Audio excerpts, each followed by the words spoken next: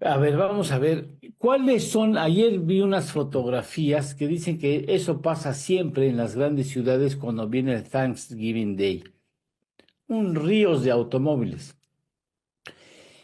Y culpamos a las vacas porque excretan del cambio climático.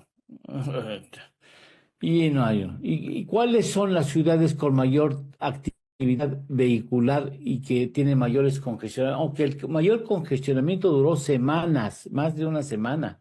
Si no mal recuerdo, estuvo en China. Pero bueno, ¿cuáles son las ciudades con peor tráfico en el mundo, Juan? Sí, fíjate, Lalo, ahora en diciembre, sobre todo en la Ciudad de México, ahí aumenta el tráfico, ¿no? Ya no tienes ganas de salir porque seguramente sabes que vas a hacer hasta 2 horas, pues si vas a un destino no muy lejos. Pues déjame decirte que el tráfico ha aumentado en los últimos años en todo el mundo, multiplicando el tiempo perdido dentro del auto y costándole millones de dólares a las grandes urbes. La consultoría internacional INRIX analizó datos de GPS anónimos para conocer los tiempos de viaje en horas pico en más de 900 ciudades de 37 países y así determinar qué ciudad tiene el peor tráfico. Déjame decirte que un conductor típico dentro de grandes zonas urbanas pasó casi 51 horas en promedio dentro del tráfico vehicular. ¿En Además, qué periodo? ¿En 50 horas a qué? en un año. ¿En un año? Ajá, es el típico, el promedio, por así decirlo. El promedio son 51 horas en promedio dentro del tráfico vehicular. Además del aumento de horas dentro de la congestión vehicular, la investigación encontró que en las grandes ciudades mundiales el problema también se traduce como un aumento en el costo de combustible y en las horas perdidas al año. La Ciudad de México es una gran área metropolitana con sobrepoblación de automóviles y largos tiempos de viaje por día, según destaca el informe. Para México se estima que un viajero promedio pierde 96 horas en medio del tráfico por año, conduciendo desde el centro hasta los alrededores. Ahora déjame decirte cuáles son las ciudades con el peor tráfico del mundo de acuerdo a las horas perdidas y de este informe. En el quinto lugar se encuentra la ciudad de Chicago, en Illinois, Estados Unidos, con 95 horas perdidas por año. En cuarto lugar está precisamente la Ciudad de México con 96 horas perdidas por año. En tercer lugar está París, el cual pierde 97 horas al año. En segundo lugar se encuentra Londres con 99 horas perdidas por año. Y en primer lugar, y seguramente ya sabes y todo el mundo lo conoce, la ciudad de Nueva York en Estados Unidos, con 101 horas perdidas al año. La zona metropolitana de Nueva York es la más congestionada en todo Estados Unidos y a la que más le cuesta, con un costo promedio por conductor de $1,762. Así es que pues ya deje el coche a un lado y mejor utilice otras cosas. Camine. Camine, ¿Cómo se o llama la la firma que hizo bicicleta. eso? ¿Cómo se llama la firma que hizo? Inrix. Inrix. Inrix, a ver, déjame confirmártelo, pero sí es Inrix. Inrix. Inrix, sí es correcto. Parece, Es una consultora internacional. descansa en paz. Me suena así a Inrix. Inri. Bueno, muchas gracias, Juan. Qué interesante, ¿eh? Aunque me parecen pocas las horas perdidas, ¿eh? Yo en Polanco llegué a hacer una hora en una calle, en Presidente Maciel. Una hora en una calle. De rodillas hubiera yo llegado antes. Claro, me hubiera fregado el pantalón, pero ese es otro asunto. Ernesto Farrell, ¿cómo estás? Muchas gracias, Juan. Muy amable, como siempre. Un placer. Muy Muchas buenos días a gracias. todos. Ernesto Fares Santos, ¿cómo estás? Bien, me da mucho gusto escucharte y me daría más si Igualmente. te puedo yo ver. A ver ahí. Eso, así sí baila mi hija con el señor. Así, con mucho gusto. ¿Cómo estás, Ernesto? Todo bien. ¿Ustedes qué tal? Te ves juvenil. Mira.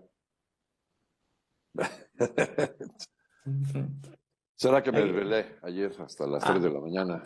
no me digas, ¿por qué? Una cena de Thanksgiving que dimos aquí en casa. Ah, tú no fuiste. Ah, fíjate que no pude ir, carajo. No, no, nada No más era pude ir, no invitados pude ir. especiales, nada más. ¡Ah! Oh, oh, ups, oh my God. Bueno, a ver, Así es. dime. Perdón por haber metido en lo que no me importa. ¿Quién me manda a meterme para recibir sopapo? Terrible sopapo. ¿De qué quieres hablar hoy, Ernesto? Bueno, de la cuestión de los proveedores de Pemex. Ah, Ayer en en la cinco, cena. no, en 5 diarios de México se destacaba en la primera plana el fuerte problema que hay de proveedores a Pemex. Pemex debe en bonos y en créditos casi 100,000 millones de dólares. Pero adicionalmente le debe a proveedores y contratistas 20,000 millones de dólares. Esto ha incrementado 100% en el último año. Y pues el atraso es o sea, si alguien terminó un contrato de servicios, hizo alguna obra, lo que sea, pues metió su factura y después de 2 meses ya le extendieron una cosa que se llama COPADE, que es un código que te dice ya revisaron todas las áreas, está bien lo que nos hiciste, te vamos a pagar. Y el COPADE sale normalmente a 60 días. Bueno, pues ya vencieron los 60 días y han pasado 6 meses más, 8 meses más y no te lo pagan. Entonces ya se llegó a una situación crítica. Hubo un delegado hace 2 días de la AMESPAC, que es una de las asociaciones que hay de los contratistas y proveedores de Pemex. Esta AMESPAC reúne a los más grandes, a los globales y a algunos mexicanos, como son Halliburton, Baker Hughes, Schlumberger, Waterford, en fin. Eh, hay algunas de estas empresas a las cuales se les debe más de 1,000 millones de dólares. El gobierno, Hacienda, pues, ha estado pues haciendo su pato, ¿no? Porque no les pagan. Hacienda le No pone sé, el no dinero sé a a quién se Pemex, parecen, pero bueno. ¿Sí? le pone el dinero a Pemex de lo que se va a vencer de la deuda financiera, sí, bonos y créditos, pero no le ayuda más, ¿no? Había un pleito tremendo entre Rogelio Ramírez de la O y Víctor Romero, el que era, Octavio Romero, el que era el director Sí, general, que ahora ya se fue al Infonavit. Ya pusieron a un nuevo director, ¿no? sí. Hacienda ni También. siquiera iban al consejo de administración, ni Rogelio, ni Llorio, subsecretario. Y bueno, pues esto se ha ido cada vez agravando más y más y más. Ha habido 2 créditos en los que Hacienda le ha exentado de impuestos. Uno fue de octubre a enero, de octubre del año pasado a enero, y otro de julio, creo que hasta octubre o noviembre. Y cuando Pemex no paga impuestos, pues a quienes cobijan es a los gobiernos estatales, porque dejan de recibir completas sus participaciones federales, ¿no? Entonces, es un verdadero problemón el que se tiene en Pemex. Resulta que ayer se filtró, aparte del comunicado de AMESPAC, que dice lo siguiente, ya hace 10 días. El de AMESPAC dice, a los socios de esta AMESPAC, Pemex nos debe 50,000 millones de pesos, en lo que son ya copades que no los han pagado. Pero hay trabajos de obra que ya terminamos por 53,000 millones que ni siquiera nos dejan facturar. Es decir, para disfrazar que el problema no es tan grande, pues resulta que no les dan los copades, o sea, no les dejan meter las facturas. Entonces, ve nomás la magnitud, o sea, estamos hablando del doble, ¿no? Podríamos estimar fácilmente que sobre los 20,000 millones de dólares que Pemex presenta en sus estados financieros al tercer trimestre de deuda a proveedores, podrías incrementarle por lo menos un 30% más, es decir, unos 6,000 millones, pero por lo menos de trabajos ya terminados que no han dejado que las empresas contratistas facturen y por lo tanto está subestimada esta cantidad, ¿no? O si estamos hablando Entonces, de 100, de 20, serían 20, 400,000 millones de pesos. como 26,000 millones de dólares. 20,000 millones de dólares, 26,000 millones de dólares podría estimarse que es la deuda real a proveedores, Oh, así es. Pero ese ya urge, hay que pagarlos, ¿no? Pero no quiere, ¿por qué no trabajan? ¿Por qué no hacen algo las autoridades? Yo sé que tienen propuestas en la mesa, Exacto, hay propuestas en la mesa, pero hay no las hacen. propuestas en la mesa, Lo, incluso que es dinero que no viene del fisco, que no son recursos fiscales, sino vienen de contratistas de otras partes del mundo que están dispuestos a pagarle, prestarle a Pemex para que Pemex pague a los contratistas.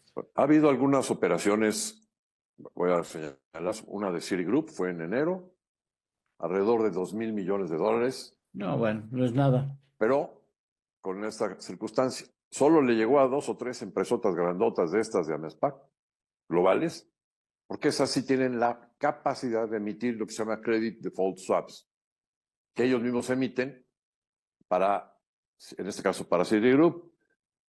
Es decir, ellos mismos, estas empresas, están garantizando que si Pemex no paga, entonces estas empresas pagan. Ese es el Credit Default Swap que les obligaron a tener para poder recibir el recurso. Después hubo otra operación parecida de $2,000 millones, por ahí de junio a agosto, de Deutsche Bank. Y ahora se habla de que están armando un fondo de varios bancos. Pero pues es la misma mecánica. No es tampoco la solución.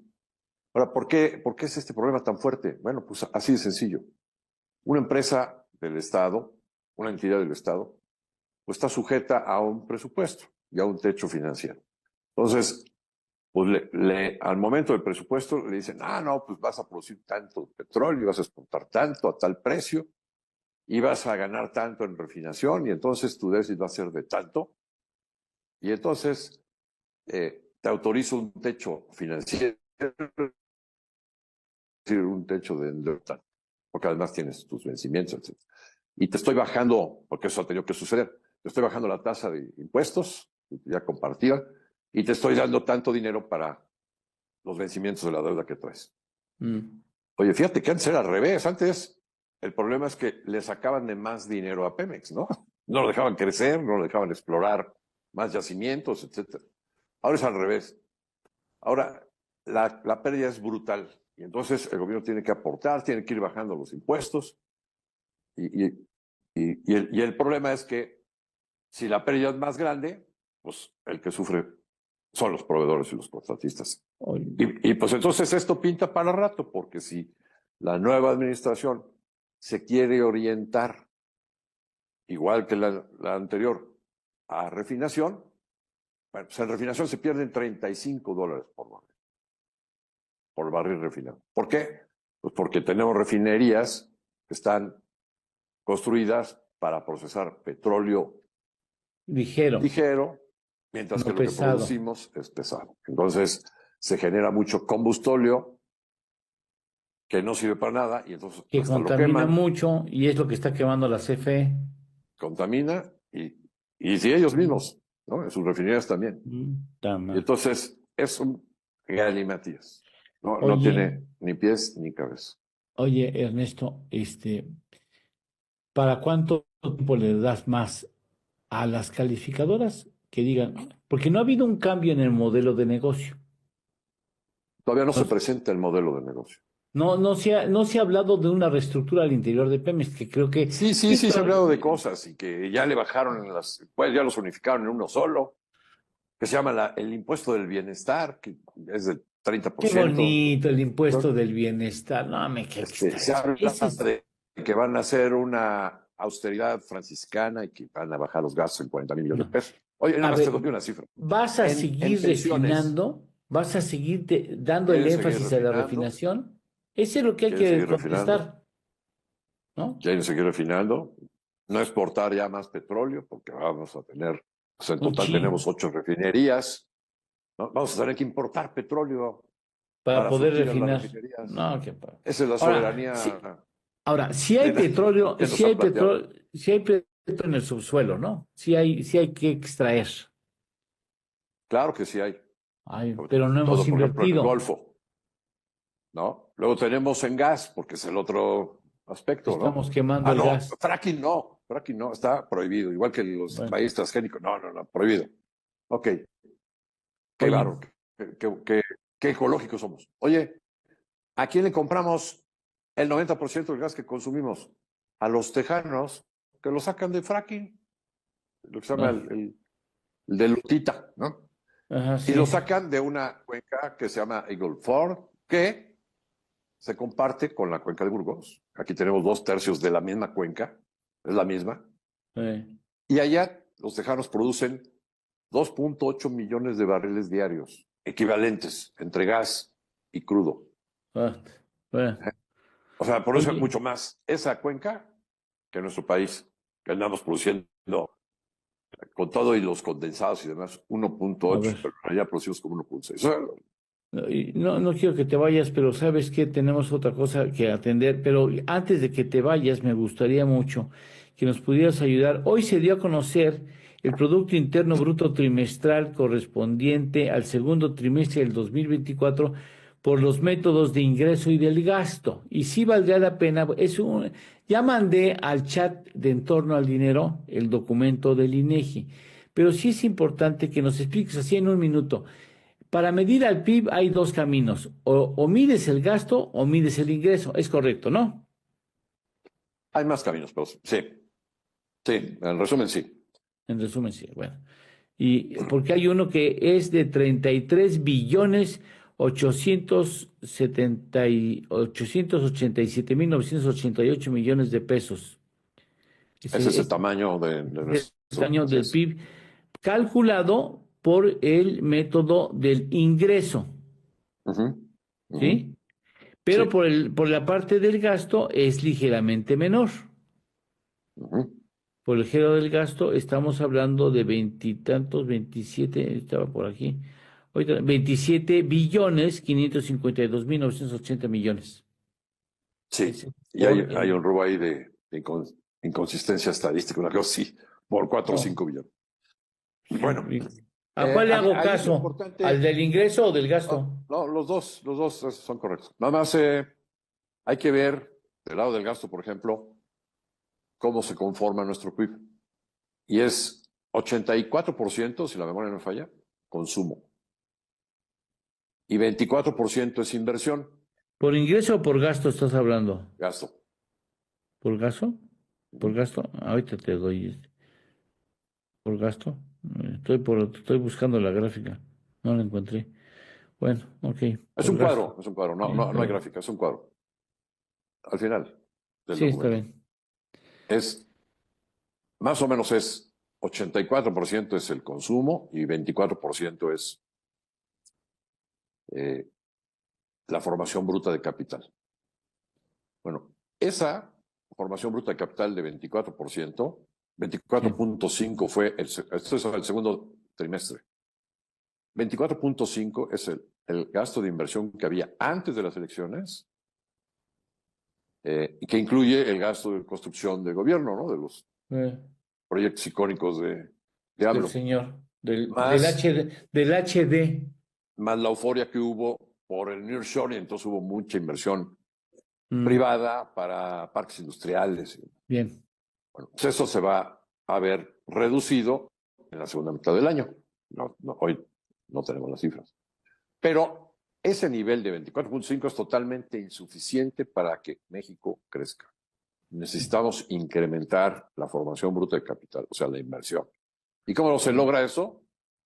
Pues, Pues muy eh, fácil. Hay que sí, quitarle siendo la congruente. autonomía al Poder Judicial, Sí, hay por que, supuesto. hay que No, bueno, desaparecer los organismos autónomos, hay que dejar la economía sin Estado de Derecho, hay que fomentar la inseguridad, y todo eso hará que los agentes económicos incrementen su confianza e inviertan más.